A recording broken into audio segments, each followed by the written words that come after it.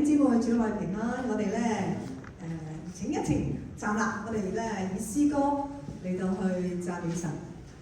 請聽宣召，耶和華你一切所做的都要稱謝你，你嘅聖民亦要稱頌你，傳說你國嘅榮耀，談論你嘅大能，好叫世人知道你大能嘅作為，並你國度威榮嘅榮耀。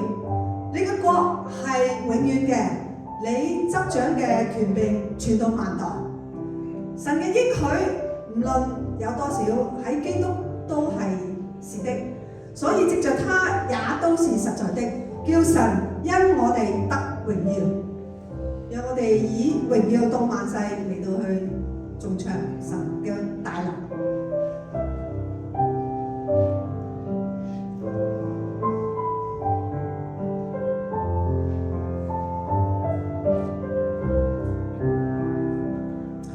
世千秋不更改，主你是我居處。神從亙古主宰一切永不變遷。你的聖威盡顯，權能執掌諸天，世間得堅定，不被動搖。榮耀君尊主基督，你國度於這裏，全能者所出的旨意最終成就。你的應許沒變，誠信得安來，神定會掌管，跨越未來。高舉神榮耀和能力恩典必至你，你永沒大能，至高直達穹蒼。君尊至聖者，我救主，絕地要俯伏，獨到能力智慧，令榮耀到萬世。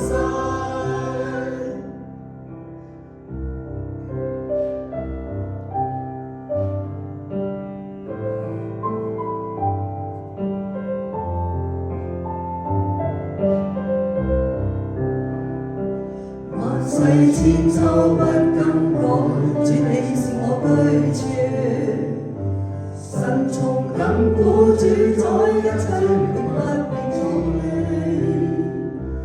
你的聖威盡顯，權能執掌諸天，世間一堅定，不被動搖。榮耀君尊主基督，你國度於這裏，全能者所出的旨意最終成就。你的應許沒變，誠信得萬代，神定會掌管，跨越未來。高舉神榮耀和能力恩典必至你，你永沒大能，至高直達穹蒼。君尊至聖者，我救主，絕地要俯伏，國度能力智慧，令榮耀到萬世。高舉神榮耀和能力恩典必至你，你永沒大能，至高直達穹蒼。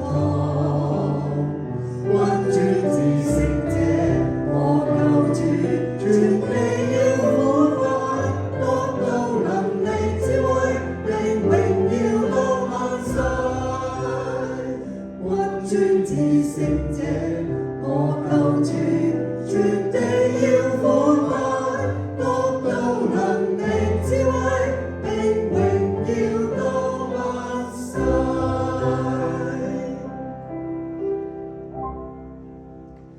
當我哋去認定我哋嘅神係一位掌管宇宙萬物，並且會應許我哋得着佢嘅恩典嘅時候，無論而家我哋所面對嘅係點樣嘅難處，或者面對點樣嘅黑暗，我哋都要有信心嚟到去信服跟從主，因為主如明亮晨星。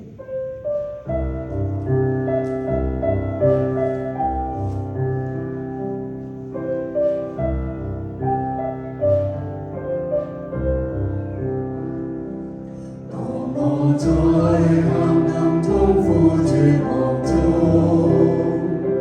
有一處光明照在我心，它是那稱為奇妙的救主，捨棄天上榮華為我降生，他又為我被釘在十字架。情願受苦洗淨我的罪，他又唱奇妙傳哈利路亞，從今後永不會再絕望。他因此善良的愛，令我衝過狂風巨浪。明亮的晨星，帶給我無限的希望。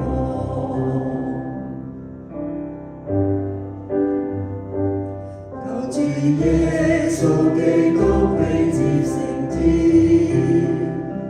他去為我預備地方，就必再來接我到他。與主同在到至萬年，到那時再沒有痛苦悲傷，只有甜美快樂的笑容，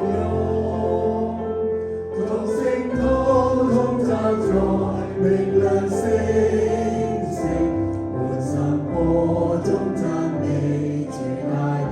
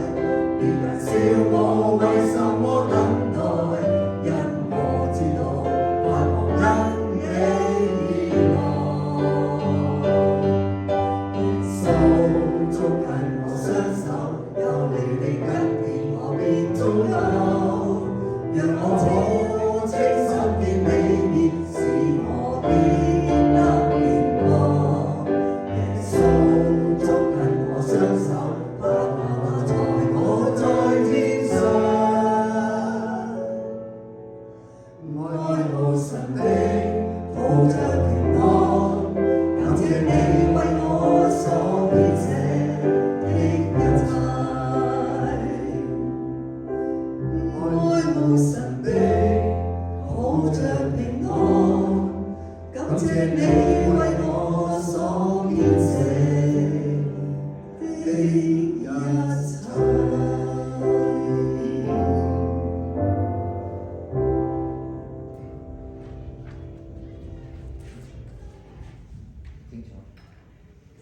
清楚。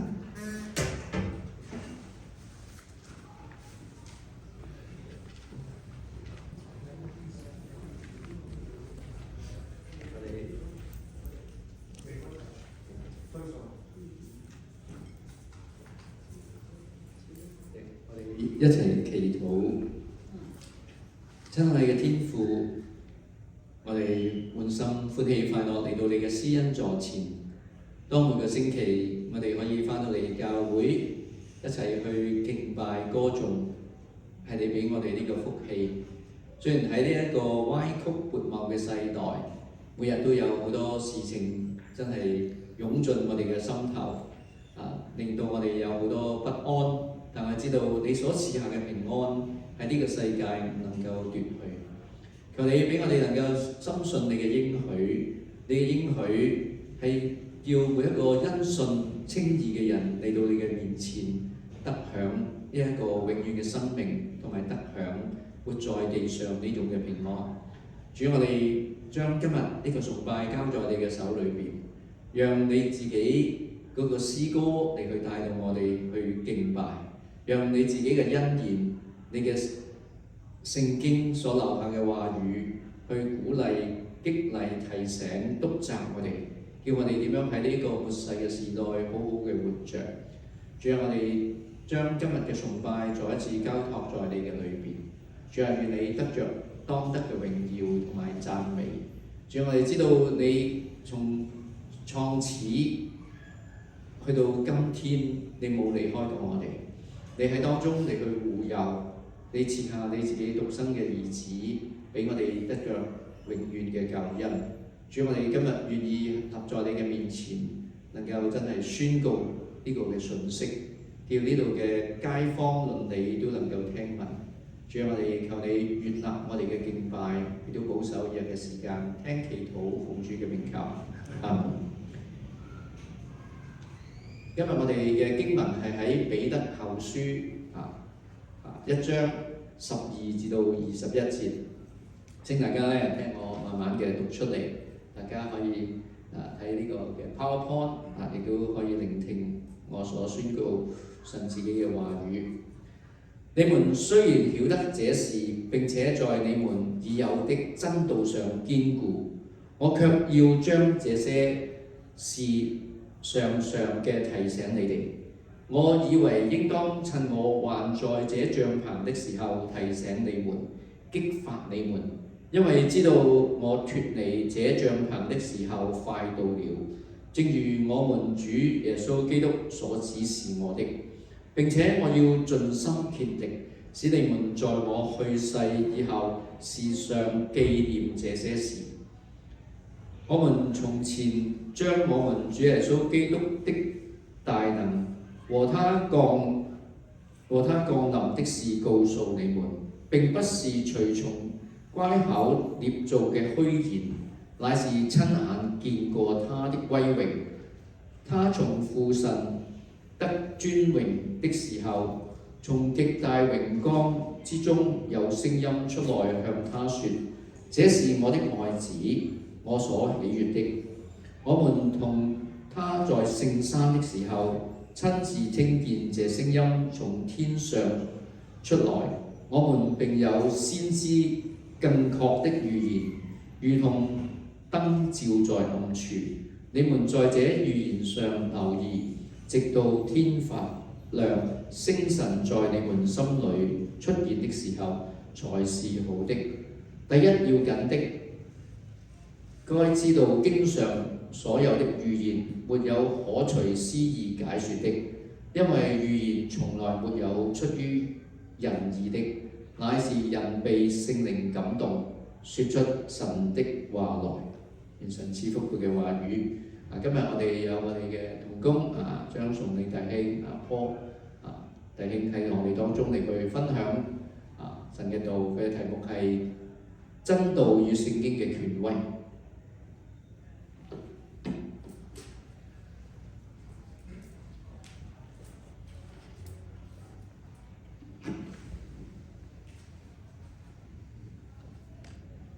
弟兄姊妹早晨，多謝牧師正話讀出今日嘅經文。嚟到喺彼得後書嘅第三講，今日係我喺嗰個彼得後書嘅第三講嘅裏邊嘅內容。咁我俾咗個名稱佢啦，咁我一係真道同聖經嘅權威啊。咁呢度我都把呢個將今日嘅大綱都擺咗上嚟啊。分開三個主要大綱就係第一樣嘢就係使徒親眼所見到嘅見證，第二個先知嘅預言更加有確定性啊。聖經第三就係去到聖經啟示嘅來源啦，即係聖經究竟點嚟嘅咧咁樣嚇。咁喺個嘅今時今日呢個彎曲悖謬嘅世代裏邊咧，其實我哋可以有好多唔同嘅聲音可以聽到。今時今日，你只要拎起你嘅手機，我相信你嘅資訊爆棚。冇一樣嘢你唔係話朝頭早拎起個手機的話，我相信你係無時無刻都唔得閒。你嘅信息隨時係俾個手機震一震，或者叮一聲，你係將你所有嘅事情都可以扯咗過去。當你要專心去聆聽神嘅説話嘅時間，可能你喺個褲袋嘅手機裏邊都震一震，咁你就忘記咗究竟神嘅説話去到邊度。咁喺呢個世代裏邊，我究竟應該要聽邊個咧？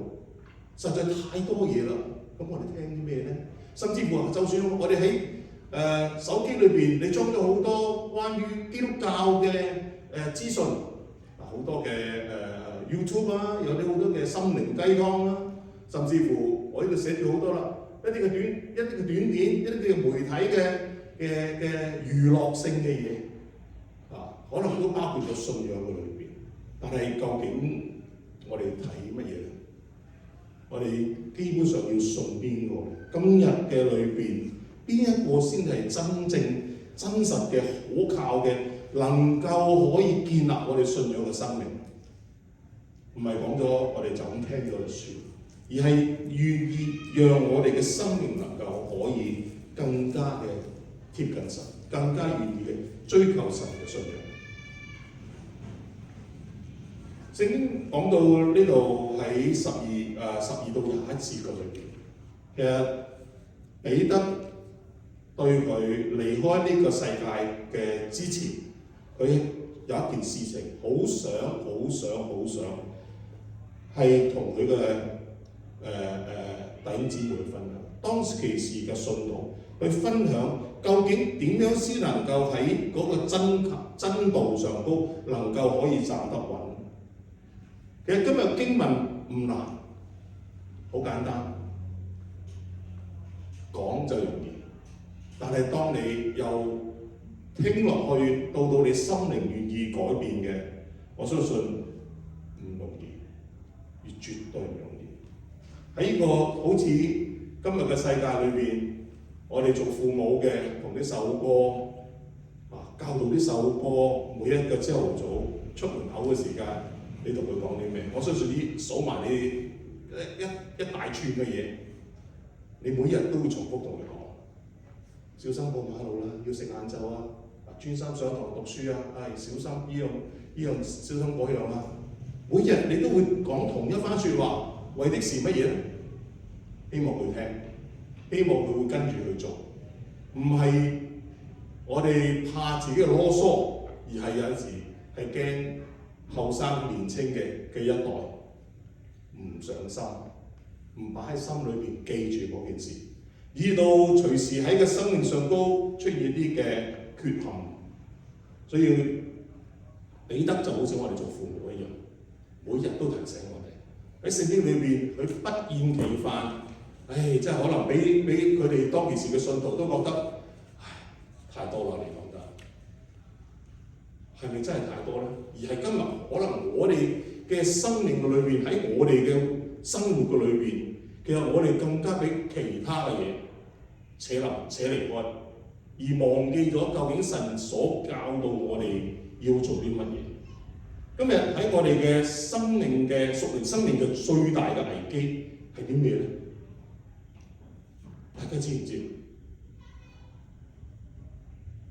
大家有冇我哋嘅信仰嘅危機係乜嘢？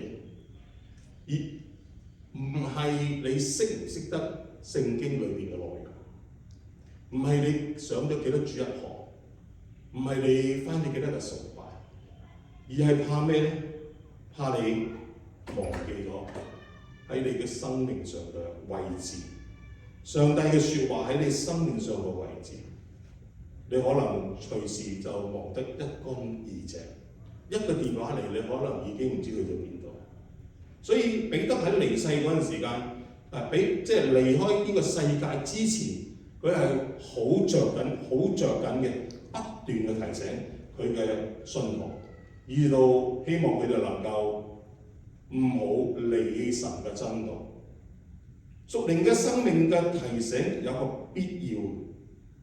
佢聖經裏邊講13到15節嚟講，我認為只要我還在這帳篷裏邊，就理當提醒你們，藉此激勵你們，因為我知道我這帳篷很快就要被拆除，正如我們的主耶穌基督指示我的，我也要竭力使你們在我離去以後，還能夠時常回想這事。呢個帳篷喺呢兩個字，其實喺度係指啲咩咧？我相信可能唔難去解。喺陳忠道嘅嗰個嘅釋經講義嘅裏邊，佢都解釋到帳篷其實代表我哋嘅肉身我哋呢副嘅臭皮囊我哋今日仲能夠喺呢個肉身嘅裏邊嘅時間，我哋就需要去提醒信徒。要盡佢哋做神僕人嘅本分，每日都要提醒，每日都要趁住有機會嘅時候去傳福音，去提醒勸勉弟兄姊妹，我哋而家係神嘅孩子，我哋係上帝嘅兒女，我哋要去做神所喜悅嘅事情，要造就信徒。我哋喺度唔單止喺主裏邊嘅日子，我哋更加知道我哋嘅生命係有限。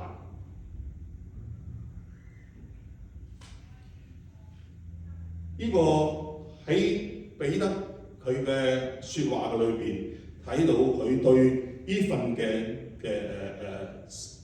嗰個傳福音嗰個嘅信念，我係非常非常之肉緊。所以希望我哋今日能夠喺我哋嘅侍奉嘅裏邊，我哋嘅工作裏邊，我哋嘅生活嘅裏邊，都能夠找緊呢個機會。如果有一日我哋離開呢個身體，我哋乜嘢都唔能夠做。我哋在世嘅日子先講到80，好好㗎啦。我哋倒數，我哋將我哋嘅生命去倒數，我哋仲能夠喺呢個地上能夠可以有幾多時間？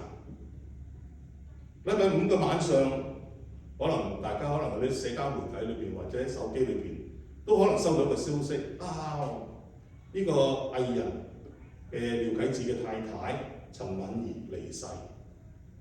我唔知大家有冇睇到呢條嘅新聞好突如其來嘅事情，好突如其來嘅事情。我仲記得當晚，我哋食完飯，太太攞起手機望一望，突然間就話：哎呀乜嘢？就係呢單新聞。跟住到我又攞起個手機望一望，我仲嗌得大聲落去。我喺同一時間收到另一個消息，喺我香港，我中學嘅同學，我哋連識47年以上，就喺當日就離開呢個世界。係同一個時間，同一個消息，同一樣嘢，人嘅生命結束咗，離開咗呢個世界。我哋仲可以再去做啲咩？我哋唔能夠再能夠為呢個人可以有啲咩嘅付出。喺個帳棚嘅身體嘅裏邊，我哋今日還能夠可以做福音嘅工作。還可以將呢件福音同人去分享。去到呢度，其實你睇見保羅提喺哥林多後書5章1到4節都有同一個嘅解釋啊！我們原知道我們這地上嘅帳棚，若拆毀，神必得神所造，不是人手所造嘅，在天上永存嘅房屋。我們在這帳棚裏面嘆息，心想得那從天上來嘅房屋，好像穿上衣服。帳棚係我哋喺地上寄居嘅一個嘅肉身。呢個帳棚隨時可以毀壞，我哋都估唔到我哋嘅生命嘅日子有幾多。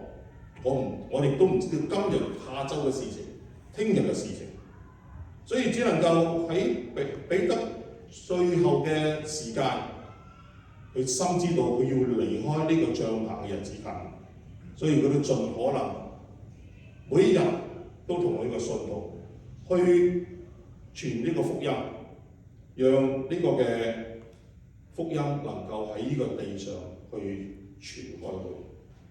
聖經亦都好多次嘅提到紀念呢個重要性。申命記8章11節嗰度講，你要謹慎，免得忘記耶和華你嘅神，忘記你哋嘅神。咁我哋忘記咗呢個神會有啲咩後果？我哋會點咧？佢話聖經裏面講嘅就係不守他的誡命。當你忘記咗呢個神嘅時間，你就唔會守佢嘅誡命、典章、律例。就係咩咧？就係今日我哋吩咐你嘅事情。去到提摩太後書，亦都講到你要紀念耶穌基督乃是大衛嘅後裔，他從死裏復活，正合乎我所傳嘅福音。唔好忘記，我哋每日都要紀念主呢個福音。就好似我哋去到呢個年紀，講真，好多時大家都身體有毛病，唔係呢樣就嗰樣。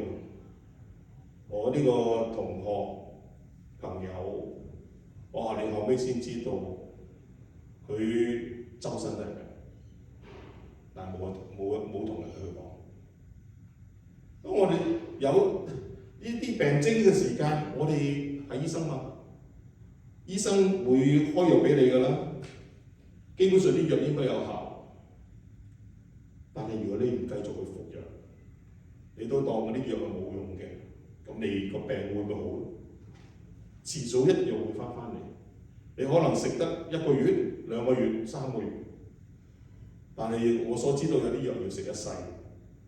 當你忘記咗食呢啲藥嘅時間，你個病就會翻嚟，或者更加重。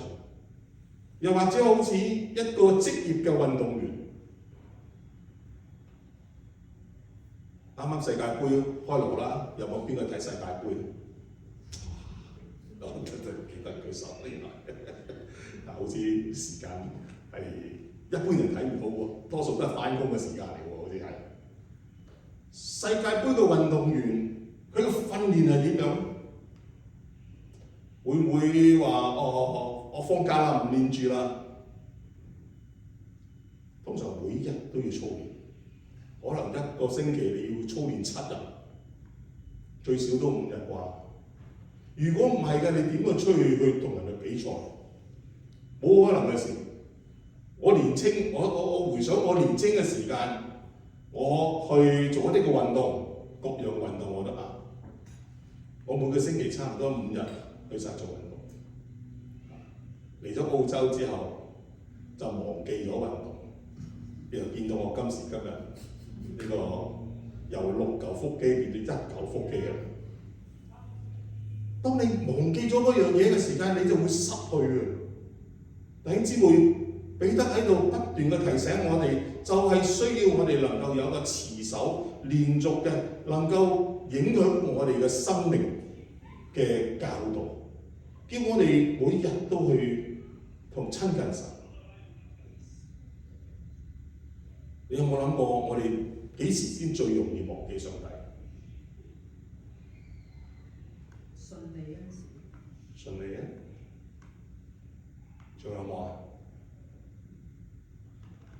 你最好景嘅時間啊嘛，最成就最有能力嘅時間。當你有能力嘅時間，你覺得你可能會勝過上帝。久而久之，你忘記咗，我靠自己得啦。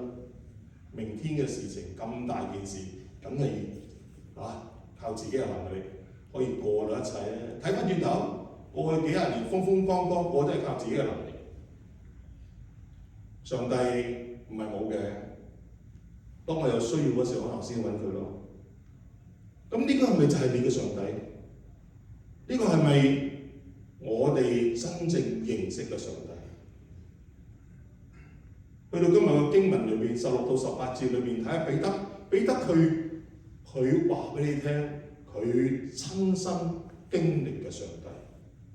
16節裏邊講，我們從前將我們主耶穌基督的大能和他降臨嘅事要告訴你，乜嘢事呢？並不是從乖巧捏造嘅虛言，乃是親眼見過他的榮耀，他的威榮。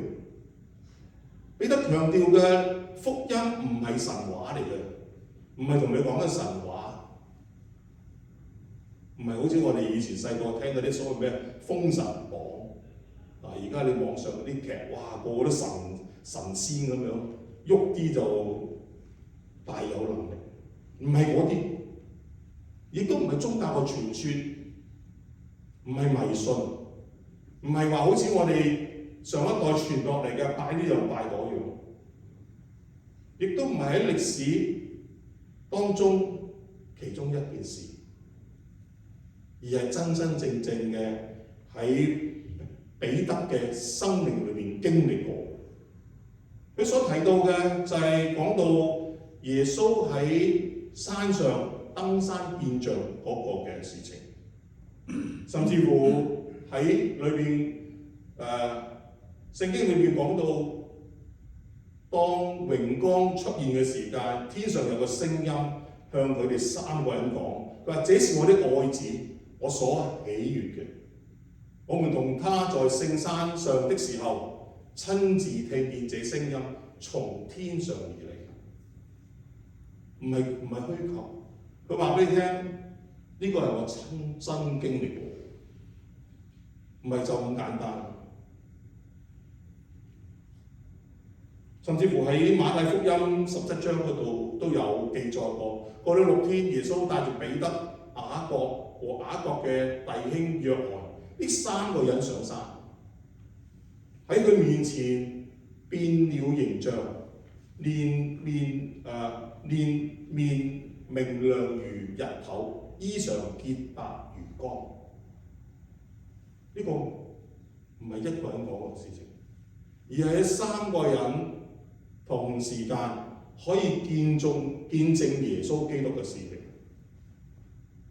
唔係淨係得個講字，係彼得親眼看見，甚至乎喺約翰1書裏邊，約翰都有記載。佢話：我所看見、所聽見，是要傳給你。今時今日，我相信可能大家揸住個手機，唔好意思啊，真係講得太多手機，因為你每日都會接觸個手機。我相信你手揸住個手機，隨時每一日都超過5個鐘頭、6個鐘頭，甚至乎可能10幾個鐘頭。今日嘅騙徒層出不窮，咩都會發生，咩都有可能。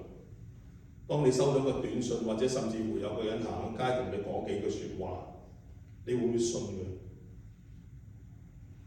我相信大家經歷咗社會裏面咁多年嘅日子，都會產生一啲懷疑嘅。政府都會成日叫市民小心騙案。但係當你身邊唔係淨係單一嘅事件，而係好多人同你講佢嘅親身經歷，而個經歷係同一個事情嘅時間，佢哋嘅所作嘅見證嘅可信程度就能夠大大提升。我哋既係基督徒嘅信仰有見證嘅，有歷史嘅，有根基嘅信仰。唔單止聖經新約裏邊有使徒嘅見證，喺舊約裏邊，神亦都透過先知嘅預言，將神嘅話語透過先知去教導佢嘅子民。先知嘅話係可以確定嘅。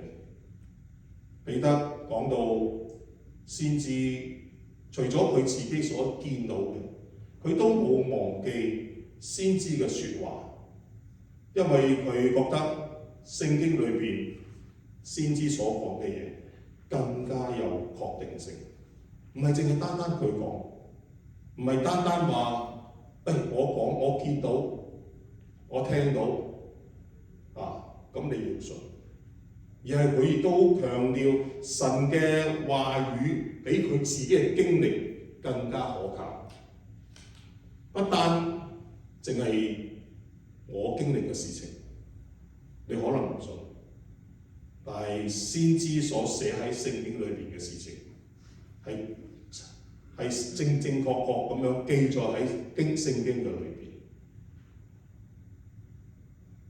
先知嘅預言嘅權係一種嘅權，喺聖經裏邊係一種嘅權威。19節嗰度講到我們並有先知更確嘅預言。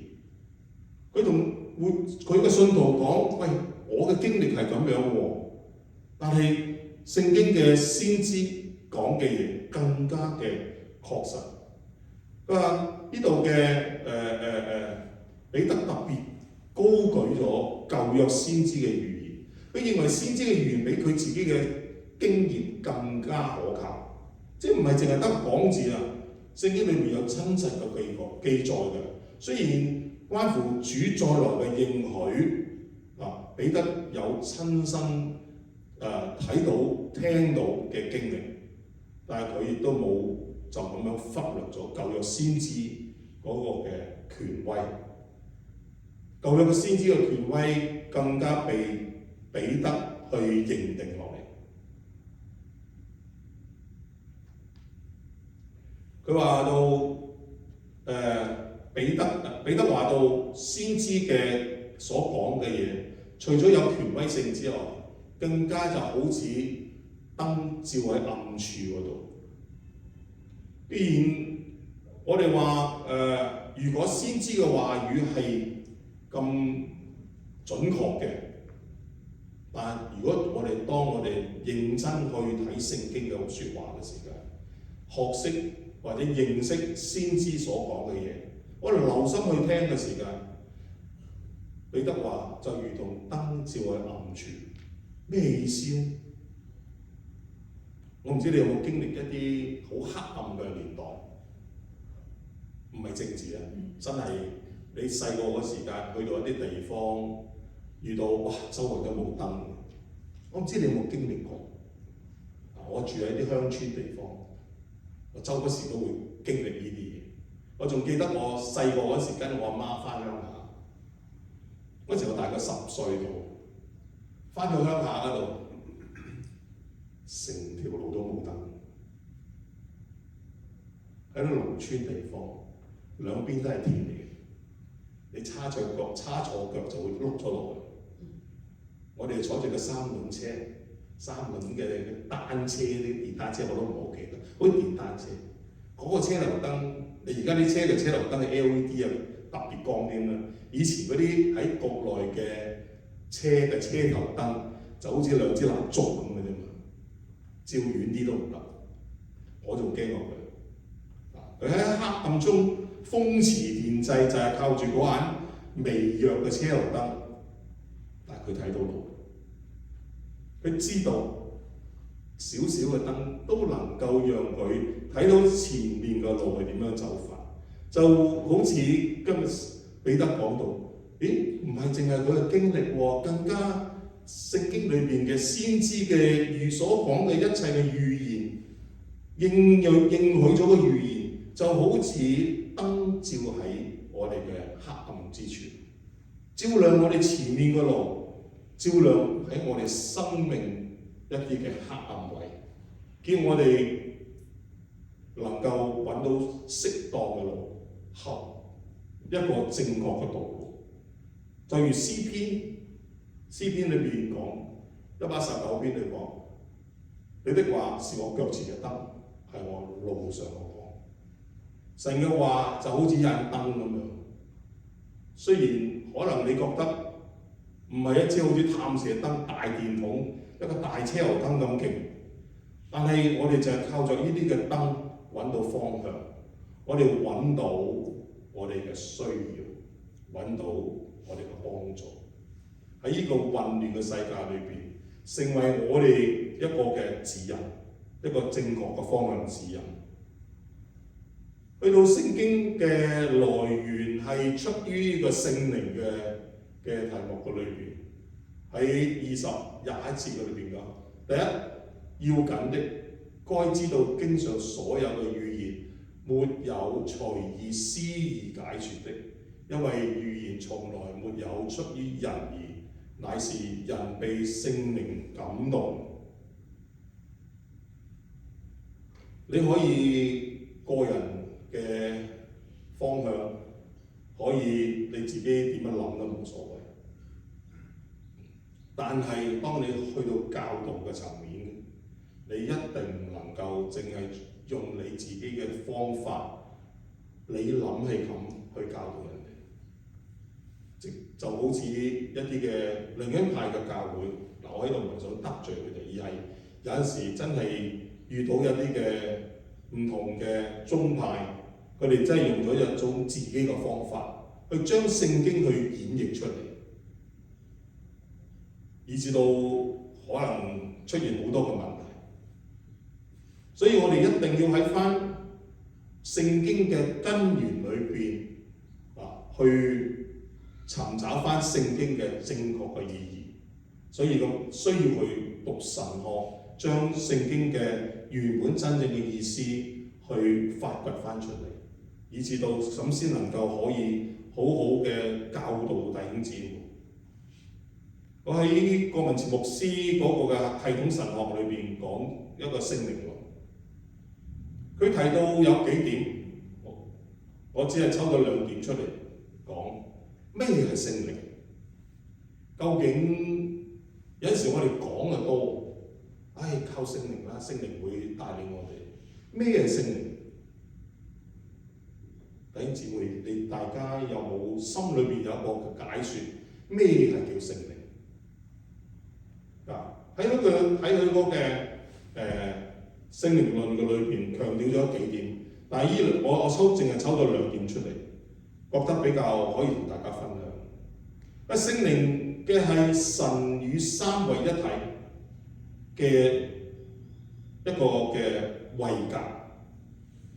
但聖靈係神，強調聖靈具有完全嘅神性，同埋呢個嘅聖父聖子同尊同榮，係三位一體真神不可或缺嘅一份子。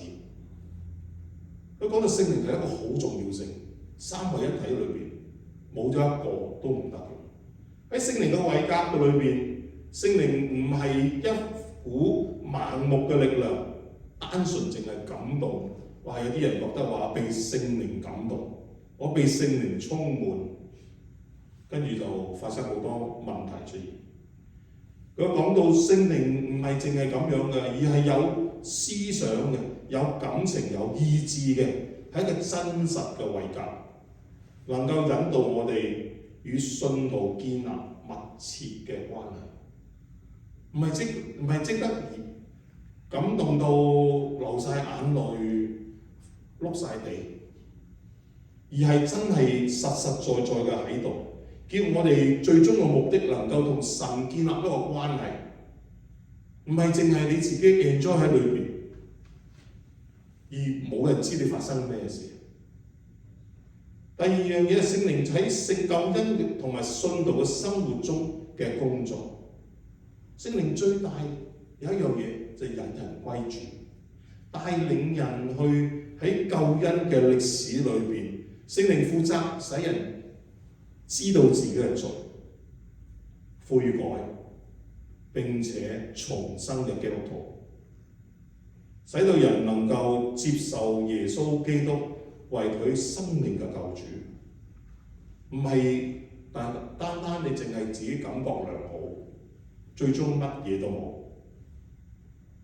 聖靈係內住與印記，聖靈居住喺每個信徒心嘅裏邊，作為神嘅兒女作為神兒女嘅印記，即係表你聖靈喺你裏邊印證咗你同神嘅關係啊！聖經講到當我哋信願意接受主耶穌基督嗰一刻，聖靈就內住喺我哋嘅心裏邊，成為我哋救恩嘅憑據，叫我哋就喺嗰一刻嘅裏邊同神建立咗一個不可或設嘅關係。而聖經嘅本質係啲乜嘢？聖經唔係人所創作，唔係有人坐喺度好似寫劇本咁，寫故事書咁，亦都唔係好似我哋以前，我唔知大家有冇讀過中國四大名著三國演義啊、水滸傳啊、紅樓夢啊、西遊記啊嗰啲中國嘅名著，唔係咁樣就咁有人咁樣寫出嚟，亦都唔係一個文化嘅產物，就好似我哋所謂而家稱呼嘅國家物質文化遺產咁樣，唔係有部嘢擺咗喺度，大家行埋去睇下啦咁樣。影張相，打個卡，唔係咁樣。而聖經係由聖靈所感動啟示出嚟嘅。喺提摩太後書裏邊，保羅好清晰咁樣去話俾我聽，聖經係神所默示嘅，於教訓、督責、使人歸正、教導人學義，都是有益的。原來聖經唔係淨係單單你睇一本好似歷史書嘅事情咁簡單，而係裏邊包含咗、蘊藏咗有教訓、督責、使人歸正、教導人學義嘅元素喺當中。所以聖經係滿有權柄，唔係淨係單單就咁睇就算，有能力喺當中。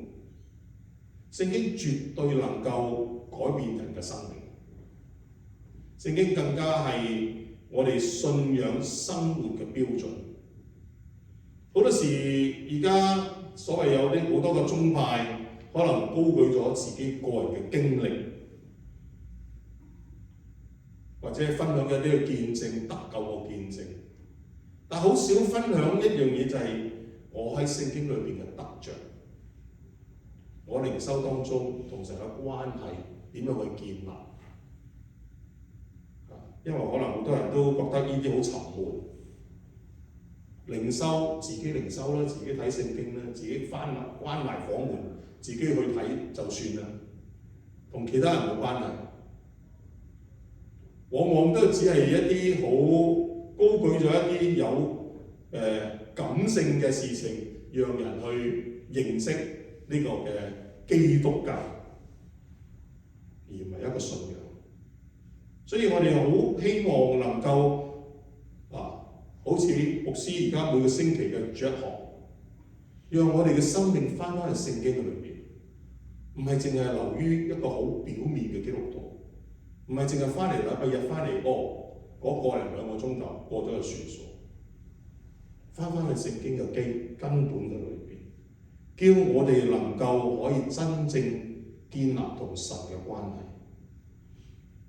有陣時好多嘅坊間有啲嘅傳說啦，或者係坊間有啲嘅人所做嘅事情，好似一個例子就講緊一個嘅國王下詔呢個聖旨，一個皇帝有一個聖旨頒出嚟，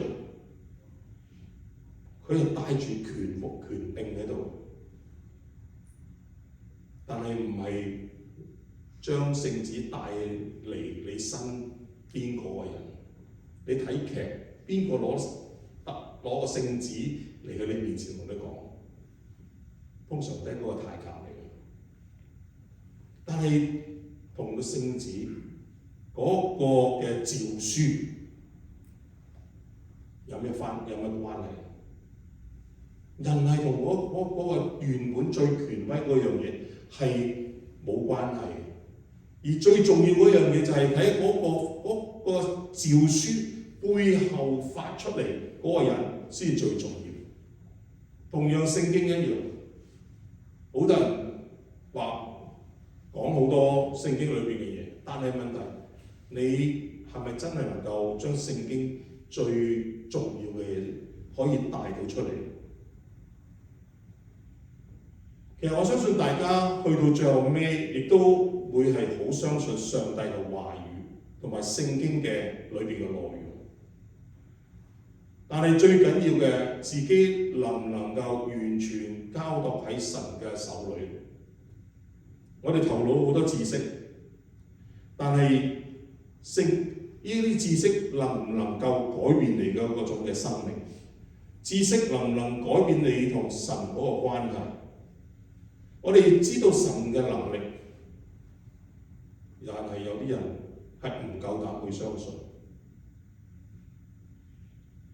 去到最尾都係講緊神會唔會幫到佢先？唔係聖經嘅教導，信仰只係信一個好似我哋傳統黃大仙咁樣。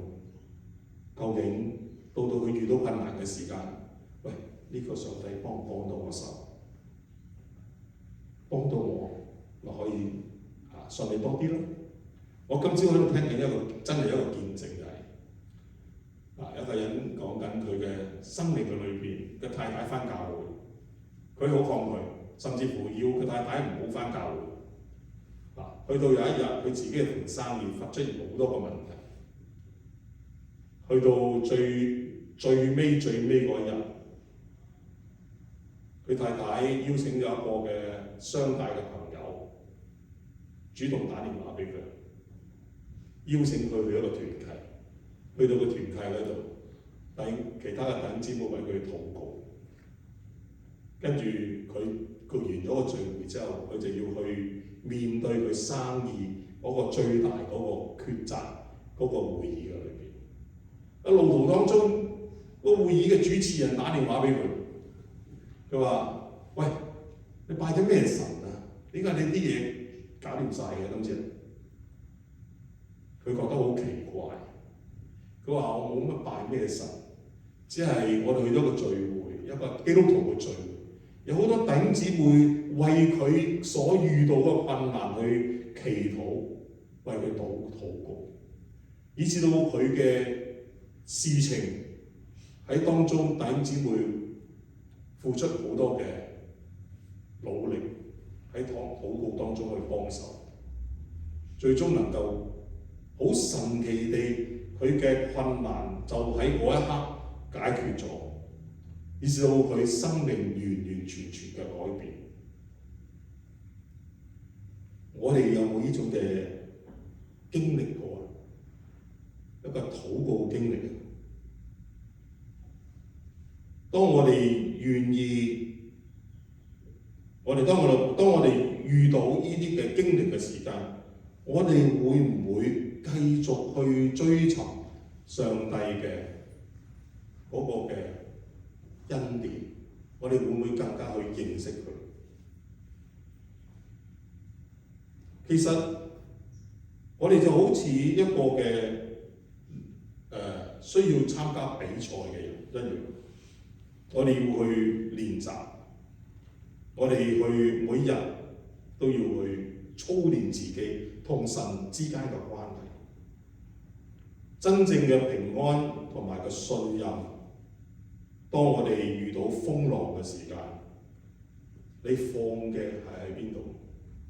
你嘅手放喺邊度？放喺同上帝個關係上高，定抑或放喺你自己嘅手裏邊？但係你唔去認識呢個上帝，呢本有真理嘅聖經，當你要去尋求幫助嘅時間，你知唔知你自己係尋求緊邊一個？嚟到總結嘅時間，我今日提到嘅真理需要不斷嘅提醒。我今日可能都係重複又重複，都係講緊同一個樣嘢。福音唔係虛構出嚟，而係喺歷史當中嘅見證。神嘅話比我哋嘅經歷更加可靠。人會隨着我哋嘅感情，我哋所遇到嘅事情去改變，但係聖經係永遠都唔會改變。聖經係聖靈所啟示嘅，係有權柄嘅，唔係隨意可以更改。最緊要站穩喺唔動搖嘅真道上高。弟兄姊妹，今日呢個世界會改變，文化會改變，人會改變，但係神嘅説話係永遠不變。馬太福音裏面講，天地都要廢去，我的話卻不能廢去。今日神呼召我哋唔係單單聽到，而係要更加站穩喺佢説話上高。願我哋喺呢個嘅動盪嘅世代裏邊，讓神嘅話語成為我哋生命嘅根基、方向同埋力量。我哋一齊嘅祈禱。謝謝天父，感謝你藉住聖經向我哋説話，使我哋更加認識你嘅真理同埋救恩。求你賜俾我哋一顆謙卑受教嘅心，唔單單係聽到，更願意嘅遵行你嘅話。當世界充滿各樣嘅聲音或者迷惑嘅時間，求你幫助我哋持守真道。求你賜俾我哋有一個辨別真假聖靈嘅能力，懂得以你嘅話語作我哋腳前嘅燈，路上嘅光，使到我哋嘅信心能夠站立得穩。榮耀你嘅名，奉主耶穌基督嘅聖名祈求。阿們。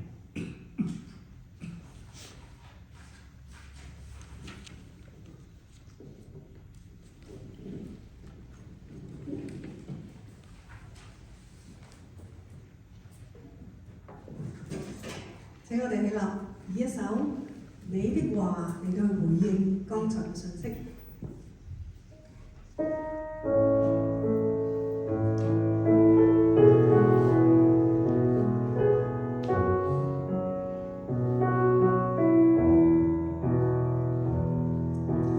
我將你的話語深藏在我心，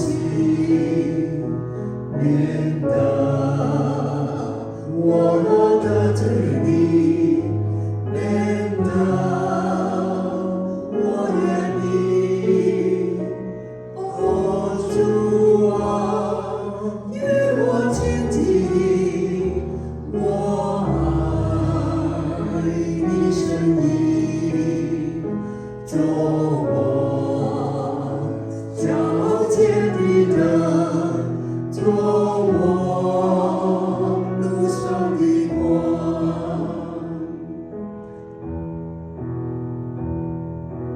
我将你的话语深藏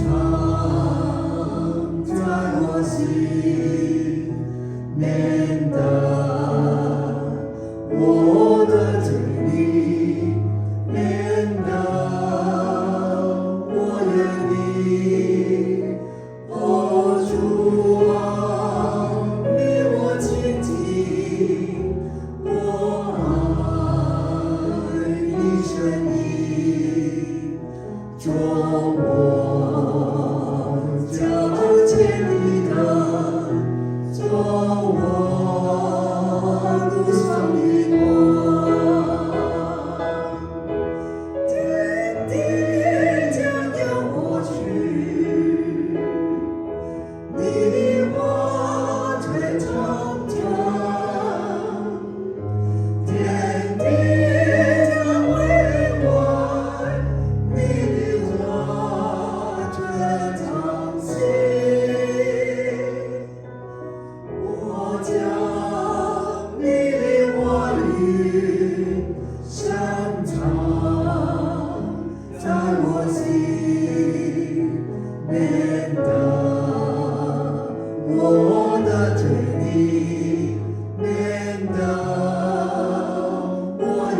你。